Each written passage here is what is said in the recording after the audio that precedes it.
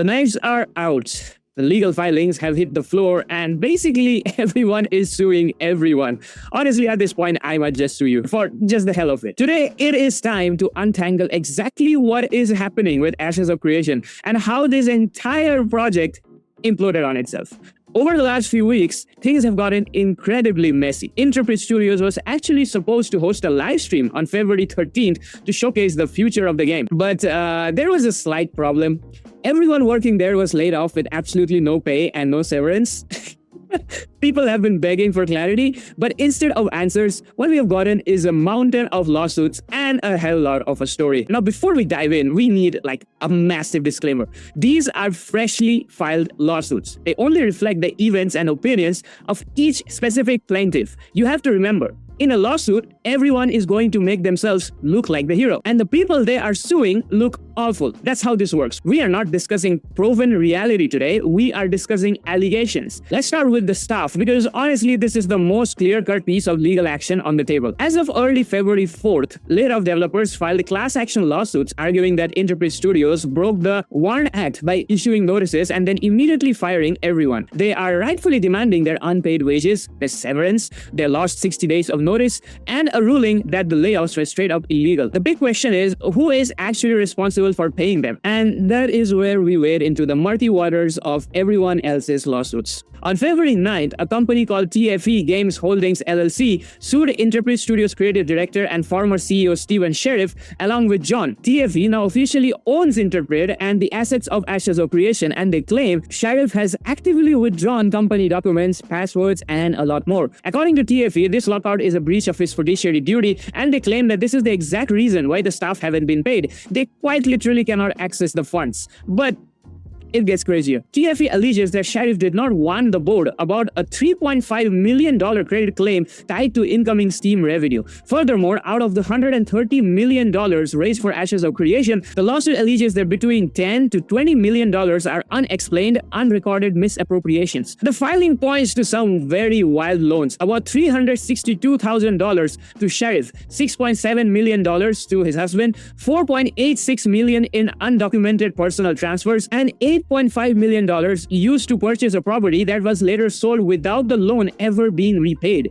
So TFE demanded their documents back and even got a temporary restraining order to prevent Sheriff from deleting anything. Now, adding fuel to this fire is an investor called Jason Karamanis. Karamanis isn't officially named in any of these lawsuits, but he's been providing his account on basis of things behind the scenes. He claims he's the guy who introduced Sheriff to Robert Dawson, a major backer who ended up contributing $80 million to the project. Karamanis has shared financial documentation showing that Intrepid's total debt is sitting somewhere between $100 and $140 million. Karamanis reportedly called Sheriff and his husband insane pathological narcissists. Allegedly, they paid themselves $500,000 a year while putting zero of their own money back into the game. But remember what I said, that there are two sides to every lawsuit? Around Valentine's Day, Steven Sheriff filed his own legal action. Sheriff is suing Intrepid Studios' current board, led by their massive $80 million investor, Robert Dawson, and Dawson's company, TFE. Sheriff wants to stop them from selling the IP, undo the foreclosure that lost him the company, and remove the board entirely. Here is Sheriff's side of the story. He claims Intrepid was running on debt from day one. Fast forward to 2023, Sheriff alleges that Dawson actually talked him out of selling the game for millions to major developers, allegedly Riot Games. According to Sheriff, Dawson realized how valuable the game could be, but also realized he could not make a quick profit out of it. So Dawson allegedly started aggressively pushing for more shares, like demanding 10% of the company for just $10. Now, why would Sheriff agree to that? Well, the lawsuit claims Dawson threatened to cut off his payroll, ruin Sheriff financially, and even threatened to physically harm Sheriff and his loved ones.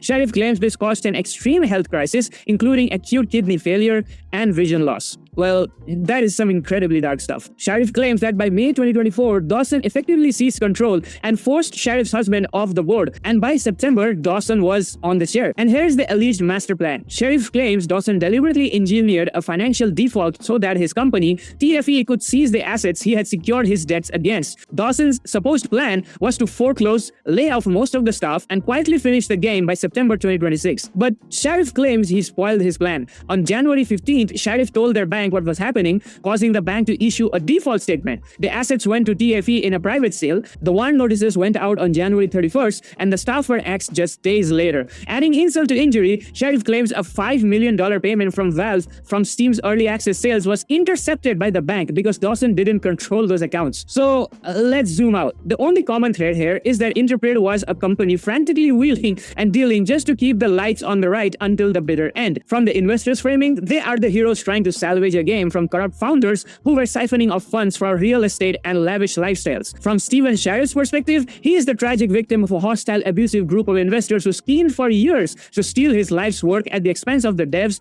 and the players. So who is right and who is wrong? We can't know for sure yet. The legal discovery process will eventually legally force everyone to hand over their documents, and the truth will eventually come out. But for now, you should expect that everyone is going to come out looking a lot more worse than their own heroic versions of themselves. Thanks for watching, and I'll see you guys in the next one.